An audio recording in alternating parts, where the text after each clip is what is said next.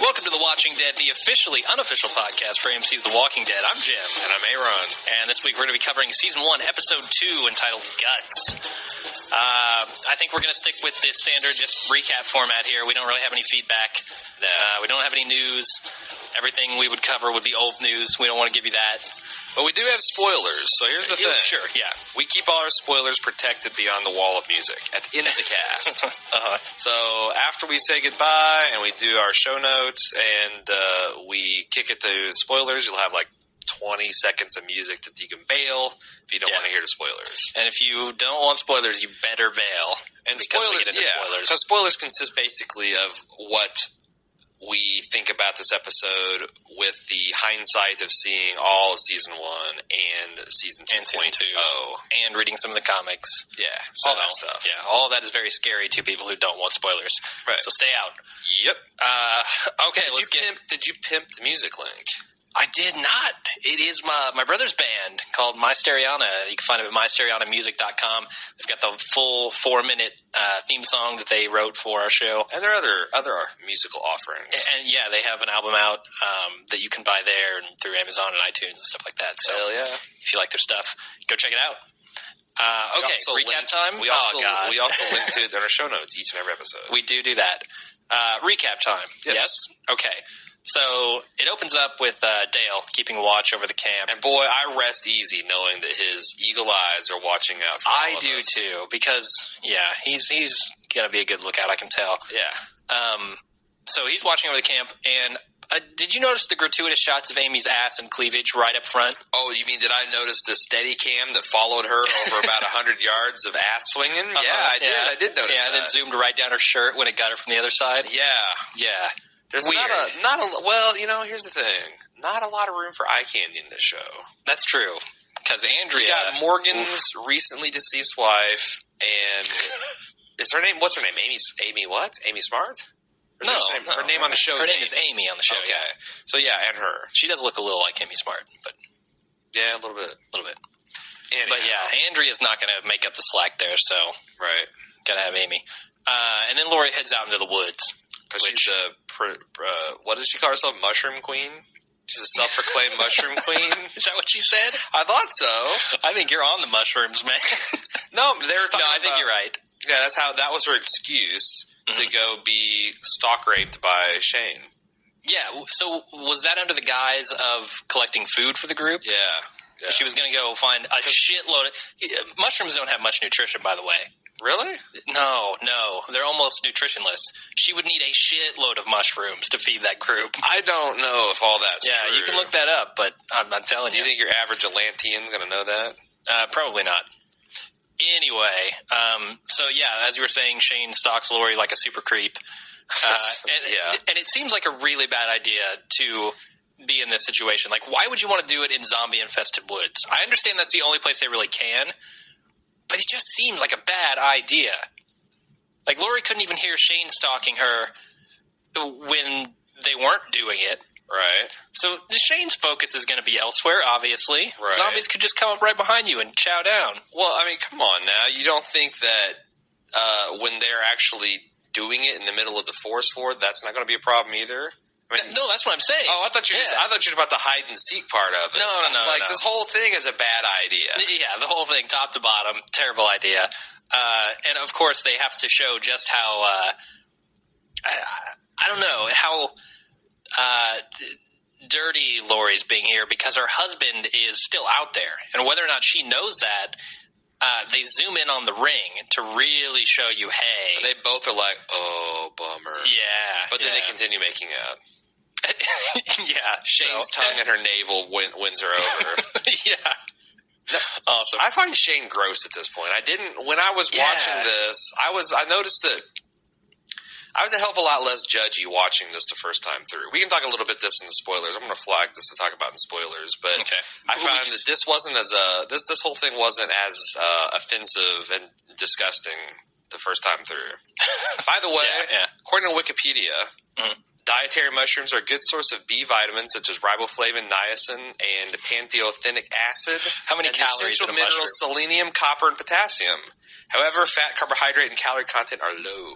Yeah. Total absence of vitamin C and sodium. Yeah, so you can't live on vitamins alone. But you get 2.5 grams of protein per serving. That's not bad. Wow. You gotta have protein. You're going to have a bunch of muscle men running around those woods once Lori's done humping and feeding them. Let's move on. So, so in the next scene, Rick is in the tank, and Glenn is basically saying, "Hey, get out of there. I'm going to guide you to safety." And this is the first time I think we've heard them referred to as the zombies referred to as geeks. Geeks, yeah. Which didn't last very long either. No, surprisingly, they don't like in this really episode, refer to zombies as anything but walkers now, right? Yeah, I mean, in this episode is about 50-50 walker versus geeks. Mm-hmm. And then they just dropped it. Now, as a geek, I find this offensive. Do you? Really? Not really. I think you're lying too. I'm surprised Glenn went along with it because he's manifestly a geek. He's a geek's geek. Yeah, he is. I don't know. That's kind of a thing in the zombie world. They refer to them as geeks. Or what? Yeah. Oh, yeah. It has been for a while. Oh, I see. I didn't know that. Yeah. About a year of zombie historianship. Yeah. I know a little bit about zombies. So I thought it was funny when Glenn says that the bag is not an option. He doesn't tell Rick, "Oh, it's surrounded by fucking zombies. They're everywhere." Right. He says, not an option. Right. So, of course, when Rick gets out of the tank, he immediately jumps off and sprains his ankle. Does this have to happen to every person who is running? That's the thing, because it's like, it seems like an able-bodied man running through this would be scary enough. Why you gotta go, and did you notice that he kept that limp throughout the episode? Did he actually? Towards the end of the episode, he was limping, but I thought maybe he was just acting like that.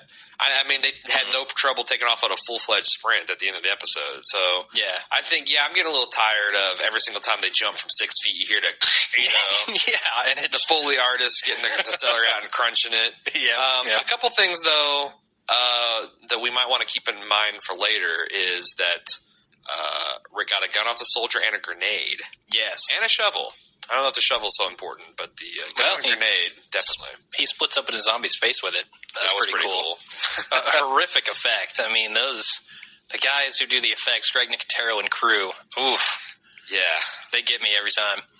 I liked Glenn jumping out of the alley and like, not dead, which that was really well filmed. Because it was just kind of a POV shot of Rick killing zombies and then turning a corner. And then, I mean, Glenn's lucky he didn't get plugged. Yeah. Very lucky. Definitely. So then when Rick does rendezvous with Glenn, they go back, they climb up the building and go back to the group who's in a department store. And they let the zombies do a little window shopping. Yeah. Now, you want to talk about your problems with that? Well, I mean, here's my thing. Is it just me or did Glenn grow like 5 years between season 1 and season 2? He looked like a kid in this episode, and then for somehow in season 2, he kind of looks like a young man. Botox? Yeah. Reverse Botox? Yeah, no. They pulled the naturally occurring Botox out of his face so he aged more rapidly. Is that what you're trying to say? No, I was saying they built up his frame with Botox, all over his body. The other thing I noticed is as soon as they established Andrea as a gun nut, and I talk about this later on in the series, but count how many times Andrea threatened someone in her own group with a gun. Yeah, she's right up there with Merle as far as I'm concerned. But anyway, it seems like at the beginning that they're going to wisely stay out of sight because they see that the zombies are beating on the windows, and they all say, that's a bad idea, so they clear out of the front room, which is smart. You don't want to antagonize the zombies. I mean, they're stupid. Half of them are going to forget why they're banging on the window and then leave. Yeah, sure. So... but speaking of Merle, they go up on the roof because they hear a couple gunshots from outside. And Merle's up there. He's just shooting off a few rounds, popping a few zombies in the head. Mm-hmm. Obviously cranked on something. I think it's cocaine, right? Is that what he pulls out? Because he says you got a little on your nose there. Yeah, I mean, that's the thing. You can snort heroin like that. Can you? Snort, wow. I mean, you can snort a lot of different things. I know about the zombies. You know about the drugs. Maybe some of our meth heads, dynamic duo, that are they're still listening from Breaking Good can let us know the likely thing, what popper or whatever he was using in there. Definitely snorting mushrooms. first of, what do you think about the group? Because Rick at this point tries to tell them a little bit about why he was in the city, and he says, I was chasing down that helicopter. Mm-hmm. They're openly skeptical of the existence of this helicopter. Yeah, well, I think they haven't seen any signs of life. That kind of speaks to how widespread the devastation and how long. Yeah. It's a good point. It seems like it's been a couple weeks at this point, because if it just been like the first week, nobody would be like, helicopter, what? Yeah. It's been, if you've gone several weeks without seeing air traffic, then it'd be a little bit skeptical. For sure. So, staying up on the roof for a second, Rooker is amazing, is he not? He does wade through a lot of humanity. He is devastating fools on the roof, right? Taking on 3-4 guys, the sheriff, just mowing people down. And his acting is so good, too. Oh, yeah. One thing I noticed, too, is that, and I'm not trying to defend Merle. Sure. But I did notice watching this episode, T-Dog swung first. Oh. Merle was keeping this all, words, but kind of offensive words, and T-Dog's the one that actually took the swing. And I don't know, swinging on a guy with a gun, that doesn't seem like it's a smart idea, especially one jacked out on drugs. Yeah, Merle's definitely provoking him, for sure. But you're right. Why swing at the guy with the gun who's obviously not in his right mind? Right. Crazy. Right. But then Merle gets the middle finger from Jackie. I like that. Right. And just the interaction between Merle and Rick is so good here. When he clobbers him with the gun and he handcuffs him to the thing and he tells him how it's going to be. I just love their interactions. Yeah, they also nailed in a way they did that this show I think is going to struggle to do throughout the series, but they did a good job of nailing the motivations for their main character here. He pretty much sums it up. I'm a man trying to get to my wife and son. Any man getting in the way of that's going to lose. Yeah. That's Rick in the first 3 episodes of this, in the first few episodes of the season. And I think that they kind of, wherever possible, need to make sure that we as a viewer have that kind of clarity of purpose with the characters. Yeah, definitely. So moving on to the next scene, the group is planning their escape from both the roof and the basement. What'd you think of, speaking of Rooker, what'd you think of Merle's, ham-fisted attempts to seduce Andrea? Hilarious. Hey, sugar tits, why don't you let me out of here? We'll go off and bump some uglies. Yeah, I mean, what world does that work? Right. I feel like we're going to die anyway. Some of my female friends have OkCupid accounts. They're dating profile site. And probably 9/10 of the messages they get from men read like they're sent from Merle. Yeah. Hey, sugar tits, want to go out on a date sometime? Here's a picture of my junk. And then when they're like, go fuck off, the next message is like, oh, you must be some kind of fat rug muncher bitch. Yeah, and which is exactly what Merle does. I'm telling you, I think Merle is 9/10 of the dating men on internet date sites. He is Michael Rooker, actually. He is. Yeah, in character, just out there sending messages. So Glenn definitely seems to have tactical chops. Yeah, this is he's the first time I see explaining it. some serious strategy down in the basement. I guess that's second time because he also had this same kind of flair when he was guiding Rick. He came up with that plan and executed it. And he knew not to go for the guns. Right. They're not worth it. Right. He knew to keep the guy with the gun at the store to guard. He knew not to take a bunch of people with him so he could get back through the tunnels if he needed to. Pretty smart. Yeah, and Jackie pitched in with her knowledge of, I guess, civil engineering. Yeah. The way the buildings were built by code. So their plan, and what's interesting about this is it didn't go anywhere.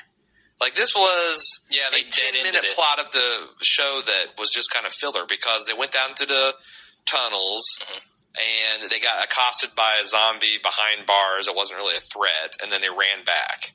So this gave them time to basically show Rick and Merle Andrea. and T-Dog and Rick and Andrea, yeah.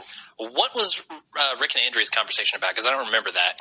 It was about her sister Amy and how she's still a kid in a lot of ways, and she's the big sister looking after her, and how she likes mermaids. And then she committed some larceny. She stole some, yep. In front of a sheriff. And Rick told her how to use a gun properly. Which, by the way, I guess Rick's idea, because Glenn, in giving his tactical situation, said, hey, I want you up front with the gun, covering in case those zombies come in. Mm-hmm. So Rick's idea of covering is to flaunt his juicy white ass. His white meat. Yeah, in front of this herd of zombies between the glass and him. Like, what? Smart. There's got to be a choke point. Like, the show floor doesn't just immediately lead to the warehouse. There has to be several different doors. Why can't you secure them, and then if you have to, shoot the zombies at the choke point instead of just provoking them? Because again, these zombies... You have a huge problem with this. Yeah. I mean, the only reason you can hold out at all is that the glass is going to hold up. So why antagonize the zombies? Because they visibly get more irritated when there's a human right in front of them. They do, yeah. They get excited. And when they bust through that first layer of windows, why do you not immediately start running? Right. What's to make you think that they can't bust through that second? Especially when the guy's got a rock held above his head. Right. Crazy. The other thing is, in downtown Atlanta, I would think that some of these department stores would have, like, the, bars on the windows. But, regardless. Or bulletproof glass or something. Probably not the one they're holed up in, I guess. Yeah. So, yeah, that's the scene where Rick and Andy explore the department store. But then back out on the roof with Merle and T-Dog, why do they leave these two guys on the roof by themselves? The two guys with the biggest beef in the group. Because Asians are ignorant of racial tensions between white rednecks. But what about Rick? Well, why is Rick allowing this to happen? I mean, I think this is how the writers wanted it. I get that you want some tension between these characters, but it just seems like I would never leave those two alone after the provocation earlier and the confrontation. Yeah, and also the dialogue doesn't really go anywhere. I mean, that's true. When Merle's like, hey, just because our species our kind, our races aren't meant to mix with each other. Yeah, whatever he says. But we can still work out when it comes to, treats and what's that pirate term? Parlay. Yeah. We still parlay when it suits a mutual benefit. So it's like, T-Dog's clearly not buying any of that garbage. Of course. Why would he? The other interesting thing we found out about the Rick and Andrea conversation is that Andrea, she might be a gun nut, but she doesn't know what the hell she's doing. Exactly. He has to tell her how to take the safety off. I wasn't really worried about you shoot me in the face because your gun's still unsafe. Yeah. So, and that's, we learned that's, the gun was given to her. Did she actually say it was from her father? Yeah, I think so. So...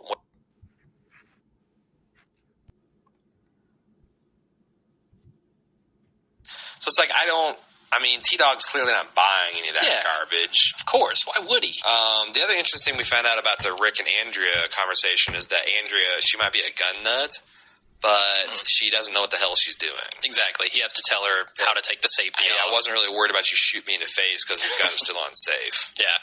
So, and that's, we learned that's, the gun was given to her. Did she actually say it was from her father? Yeah, I think so. So, which is kind of important later. You might want to hold on to that. Spoilers. Next scene, Glenn and Julio. Is that his name? Julio? I don't know. I'm not going to call him Taco Bender like Merle did. Yeah. That doesn't seem fitting. We'll go with Julio for now. Glenn and Julio find... Or is it Jorge? Jorge? It might be Jorge. We'll go with Jorge. Okay. Glenn and Jorge find the Rat King in the sewer. They get to the end of the sewer. It's blocked off, and there's a zombie eating a rat there. And here's where you really talked about the Foley artist. Because with if the you zombie don't know, noises. This inside Foley artist basically is the term for someone that's creating a special effect or a sound effect. Yeah, the audio that was not present on the set. Yeah. So if you hear a bone break, that's of some guy in a Foley studio with a microphone in front of celery snapping it. Yeah. Or if you hear people walking on sand, they have all these different devices where they simulate these sounds. So somebody has got, what do you think, like a bowl full of pudding? Yeah, that they're just slapping with their spatulas fist into it. And I don't know what kind of device makes that noise, but it's horrific. They're like shooting their hands through Jell-O. I guess that would make a nice little disgusting thing there. It definitely would. Then the zombies go window shopping again for Rick and Andrea. This is the scene that we were talking about earlier, right? Where it's dumb to stand in front of them. And then they have a rooftop powwow where they get everybody together, and they say, "Hey, we got to get out of here." And there was some weird conversation here. Like, I didn't understand how they were so sure that the zombies smelled them. Yeah. Like Andrea knew 100%. She was certain. The zombies smell us. They smell dead. They smell alive. The zombie science didn't really add up. Like, I don't know whether... Because it seems like they're just like, yeah, that makes sense. You don't want to bet your life on that. No, like not at all. Hunch. I just looked up. This guy's name is Morales. That's his name in the show? Yeah. Oh, I'm not going to say that. Jorge it is. I can't remember Morales. Right. All right, I'll try it. Anyway, yeah, so they seem pretty sure about that. And then we get to the gut scene. This is probably one of my favorite scenes in the series so far. It's so disgusting. Mm-hmm. First of all, I want to know, there's some dumb stuff in here, too. Why the hell does Rick want people to get to know this guy before they chop him up? Yeah, they bring the wallet, and he's going to tell his family about... I'm going to tell my family about Wayne. About the dude I chopped up and rubbed on my body. That's horrific. Like, you going to tell your son that during the camp, around the campfire? Yeah. Would you also... I thought it was really funny, though, that Glenn, after he had this, like, kind of overblown bullshit scene, he's like, oh, by the way, he's also an organ donor. Yeah. And the next thing you see them, they're walking out the door with his hands around their neck. Yeah. And their feet dangling. And entrails. Yeah, it's horrible. Now, also, at this point in the episode, or in the series, they're still very worried about getting the zombie shit on their skin or in their eyes. Yep. Apparently, and we nasal don't know or mouth cavity is A-OK. Yeah, and that is not a spoiler because we don't actually know, like, what turns you into a zombie yet. Right, and I'm just saying at this point, they're really super still concerned about keeping kind of clean and sterile about it. Yeah, except for Andrea, who tucks a gun into Glenn's waistband, right. Smears her hand up and down his chest. Not wearing a glove. Right? No gloves, yeah. Ugh. Dumb. So once they get sufficiently do you find that your experience with Andrea is colored by what you know about her later? A little bit, yeah. I found that going through the second time that I was more hostile to several characters just because I'm like, oh, God, you're so dumb. Yeah. Even though they haven't really ripened the full dumbness yet. It's hard to help that leaking into these reviews, so bear with us. But then once they're sufficiently covered with zombie guts, they walk out into the streets, and this was a pretty creepy scene. I mean, they're crawling under a bus, then they get into this. Did you see how giant pack of zombies? Like one of those zombies was walking on his ankle sideways, like the foot was just snapped. I think that was Rick, actually. That's what happened to his ankle. Nice, very nice. Yeah, but it was a really creepy scene before it started to rain, and then it turned into an action scene, which was cool. Yeah, I guess that doesn't happen yet because we go back to where Dale is keeping watch or repairing the RV. I think he's real repairing or fake repairing. I'll give him the benefit of the doubt. I think he's actually repairing something. Right. You'll hear a lot. Yeah. You'll hear a lot about this goddamn RV hose. You'll be sick to death of this RV hose by the time you're done with season 2, listeners. Definitely. So then T-Dog calls on the radio to basically say we're all dying. This conversation that Amy had with Shane. Because, you're getting there. Gotcha. I'm getting there. It happens next. Yep. So why does T-Dog call to say we're all dying? Well, I think like Rick and or Glenn told him to keep trying. Yeah, but it just seems like a bad idea to make them want to come into Atlanta where you are being eaten by zombies. I mean, I know they're not being eaten, but he says we're overrun. Yeah. He says we've got nowhere to go. Especially since they're right in the middle of a plan to get out of that. It seems like a very... Maybe they shouldn't have given it to someone like as panicky as T-Dog. Because he's just basically like, we are all going to die. It's hopeless. Game over, man. Yeah. Game over. He was like Hicks from Aliens. He definitely was. Yeah. It's game over, man. So that seemed a little frantic for their current situation. I thought so too. But I am not a big fan of Shane's acting in this episode. Later on, it becomes better in my opinion. But in this episode, I didn't like it. When he was telling Amy, look, she knew the risks. She volunteered for this. We can't go after her. It's more important to stay here. Now, this is another theme that's in the show, that Shane always puts survival over emotion. Yeah. Like, you don't want to hear your shit about your sister and all that kind of stuff. It's like, we're not going to risk 30 people to save 6. It's just math to him. Yeah. It's survival math. That makes sense to me. Now, I think the one blind spot he has there is with Rick's family. Like, he would, for Lori or Carl, he would risk a little bit more than that. But for the rest of the group, fuck no. He's not going to put himself out when the numbers don't make sense. Yeah, and he doesn't want them to either. Right. So I think it's pretty smart. Mm-hmm. All right, moving on to the next scene. Glenn and Rick get caught in the rain, and then they steal a couple cars to make their getaway.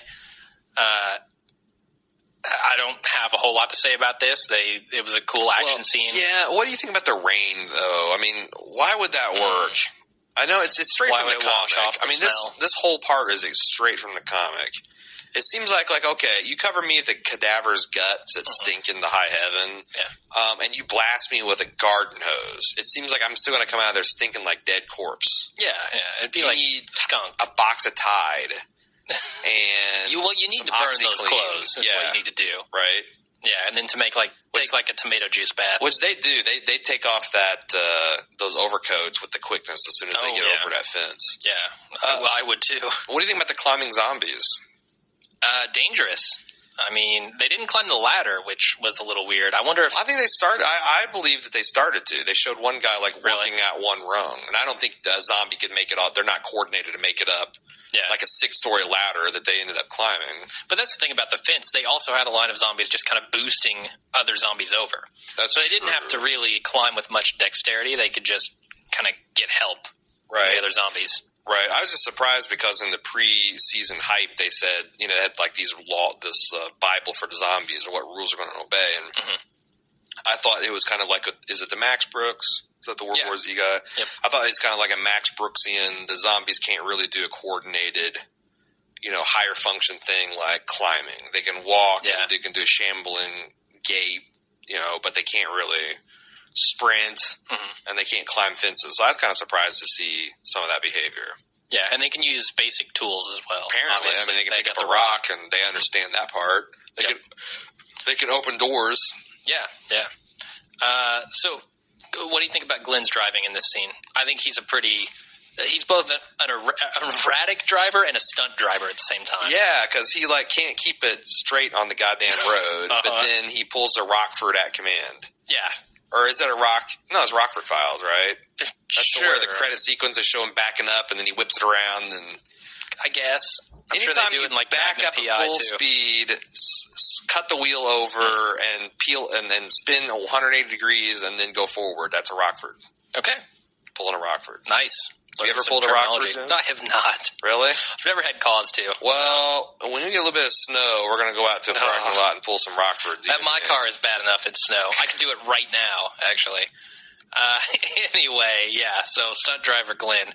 Good to know he's leading all the zombies right back to camp. I also like Panic Andrea. They're leaving us. Oh no, they're coming back. Yeah. She freaked out her first thought is this cop is just going to take off, and them and Glenn are like, "Yeah, screw you, suckers." Did she not see the huge crowd of zombies between them and the cars? She's just a panicker. Apparently so. So then the group does leave without Merle. They go to make the rendezvous with the truck, and T-Dog drops a key. I want to talk a little bit in spoilers about this. T-Dog was going to come back and, I guess, let Merle go, and he muffs the key, and that's kind of nice slow motion sequence we see go down the drain. It was irretrievable. Again, why send the guy with the biggest beef up to get Merle loose? And why give T-Dog the key? I guess that was Rick's way of letting T-Dog decide whether or not he was going to live or die. I don't know. That's a little judge, jury, execution to me. I would have given it to Andrea. Man, there wasn't. Just hung on to it. Maybe he gave it to the coolest head. No, come on. T-Dog swung first. Yeah, but still, I guess... The coolest head might have been... Jorge? Morales. Yeah. Morales? Jorge. Yeah. Yeah, he might have been the coolest head. I think so. Who knows? None of this would ever happen if they had given the cooler head, if the cooler head had prevailed. Anyway, so yeah, then Glenn lures the zombies away right as they bust into the store. Yeah, also Glenn, he acted like he had windows in that car. Like he was letting the zombies borderline swarm his car, and all one of them had to do is reach in there and bite him, and it's game over. Yeah, the whole time I was thinking, dude, you are missing a window. Get out of there. He thought he was playing Portal. What are you going to do? Awesome. I did like the shot of Merle on the roof after he's trying to bust out of his cuffs. Yeah, he loses his shit up there. He loses his shit, and then there's this cool, like, double pullback shot that you get where it shows, like, more and more of the city, and he's totally isolated alone up there. On that. And that's kind of, it's not a trope, but it's kind of something that they do a lot in zombie and horror movies. Right. Is just to show that sort of isolation. Sure. Yeah, I like that a lot. And then Glenn speeds out of the city. There's the shot of Atlanta again that we got in the first episode. Ringing the dinner bell. Yeah, and loving every minute of it. Yeah, he's the one lecturing on how they hear noises and they key in noises, and now he's going to take that shit right back to the camp. Yay. Yep, and that's the end of the episode. Yep. I think we blitzed that one. Yeah, we did. So if you want to keep up with us, see all of our podcasts and all of our different shows like Breaking Good, Justified, Walking Dead, Mad Men, Game of Thrones, etc., you can find that at baldmove.com. If you have some feedback for us, we probably won't get to it during this season, but if you want to give us feedback for season 2.5 that's coming up in February, you can send us mail at watchingdead@baldmove.com. You can also give us feedback at facebook.com/baldmove and follow our tweets at Twitter @baldmove. And those are really good ways if you want to know the instant our podcast drops, or you just want to give us a shout out or share a link with us. Those are really good ways to do that. If you want to support us, 2 really good ways. Number 1, leave us 5-star reviews on our iTunes and subscribe to our podcast. Even if you don't use iTunes, because those things kind of give us lift in the iTunes ranking. Yeah, it exposes us to a broader audience. Gives us more people to listen to our content. And if you want to directly contribute to us, use our Amazon affiliate link at amazon.baldmove.com. And again, I can't stress enough, that costs you nothing. There's nothing added to your order. It just gives us a little bit of kickback from Amazon for sending you there. Yep. So if you're going to be spending money on Amazon anyway, go to amazon.baldmove.com, not just amazon.com, and help us out. Help us pay for the bandwidth. Yep, we appreciate it. And that's it for this episode. We will see you guys in episode 3. We got some spoilers, right? Yeah, if you want to stick around for those, stick around after the music. But until next time, I'm Jim. And I'm Aaron. See you guys later.